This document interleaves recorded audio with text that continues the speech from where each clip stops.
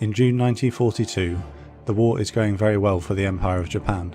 She has succeeded in her primary war objective, to secure the oil supplies of the Dutch East Indies, and has scored further territorial victories against the might of the British, US, Australian and Dutch forces in the West Pacific and Southeast Asia.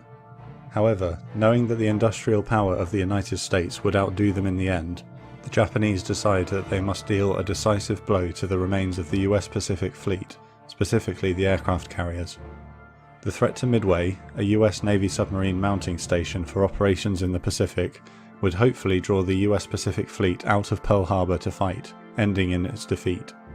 Japan hoped that with the combination of the loss of Midway, the threat to Hawaii that would come from the loss of its airfield and port, and the loss of their Pacific Fleet, the US would come to the negotiating table for peace. The carrier-borne Doolittle bombing raid on Tokyo in April further validated the need to destroy the US naval presence in the Pacific. On the 28th of May 1942, the largest assembly of naval vessels ever seen in the Pacific leave their bases across Japan and head east.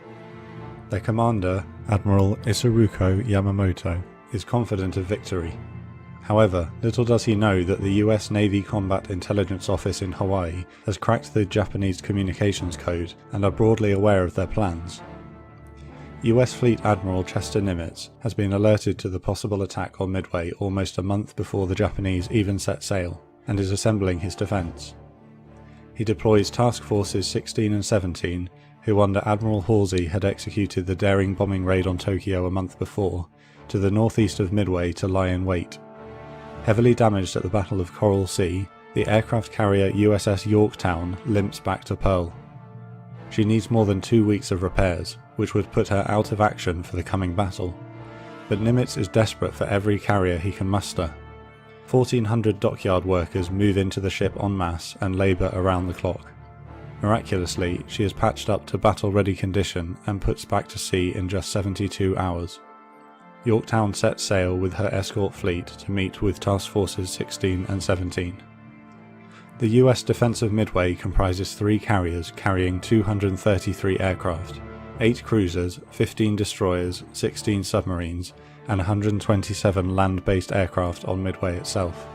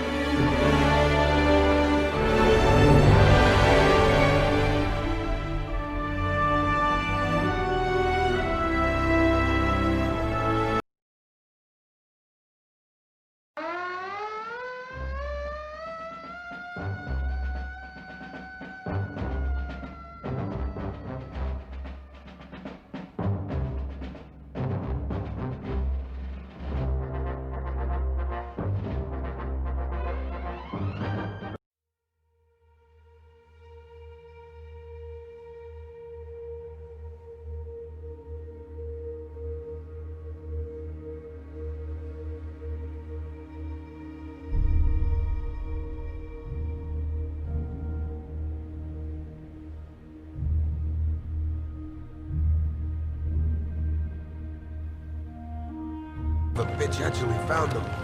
All right, boys. Bomb in 6. We got the first bastard in line.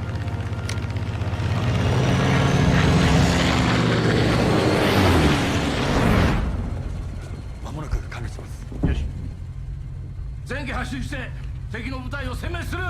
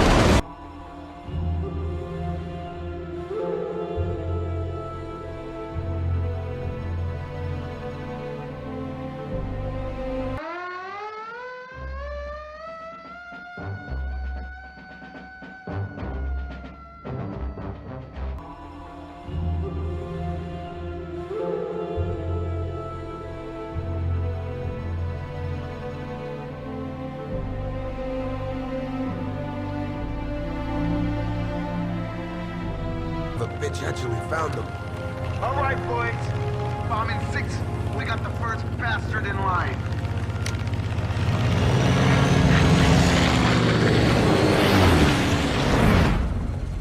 間もなく完了します。よし。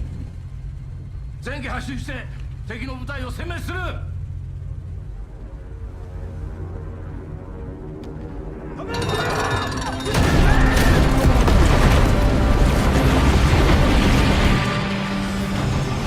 Okay, Mari. We put that carrier out of action even if we have to crash on our deck.